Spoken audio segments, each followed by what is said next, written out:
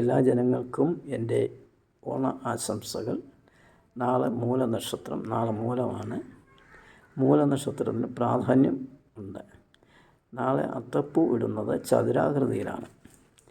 അത്തപ്പൂ ഇടുന്നത് ചതുരാകൃതിയിലാണ്. മൂലത്തിനാണ് പ്രാധാന്യം കൊടുക്കുന്നത്. അതിനുശേഷം പായസം ഉണ്ടാക്കി കഴിക്കാവുന്നതാണ്. അതിന് വേണ്ടുന്ന സാധനം: അരി പാകത്തിന്, കുരുവില്ലാത്ത മുന്തിരിങ്ങ, കുരുവുള്ള കറുത്ത മുന്തിരിങ്ങ, തേൻ, നെയ്യ്,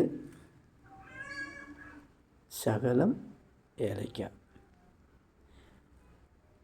നല്ല ശർക്കരയാണിത്. ഇത് അരിച്ച് എടുക്കേണ്ട കാര്യമില്ല. കല്ലും മണ്ണും ഒന്നും ഉള്ളതല്ല. ഇതെല്ലാം അരി വെന്തതിന് ശേഷം ഈ പറഞ്ഞിരിക്കുന്ന ചേരുവകളെല്ലാം ചേർത്ത് ശർക്കരയിട്ട് ഉരുക്കി എടുത്തു കഴിഞ്ഞാൽ നല്ല ഒരു പായസമാണ്.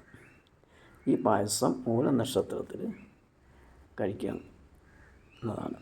പിന്നീട് വരുന്നത് ഊരാടം, ഉത്രാടം, തിരുവോണമാണ്. അപ്പോൾ എല്ലാവർക്കും എൻ്റെ തിരുവോണ ആശംസകൾ അറിയിച്ചു കൊള്ളുന്നു. എല്ലാവരും പായസം നാളെ ഉണ്ടാക്കുക, കഴിക്കുക.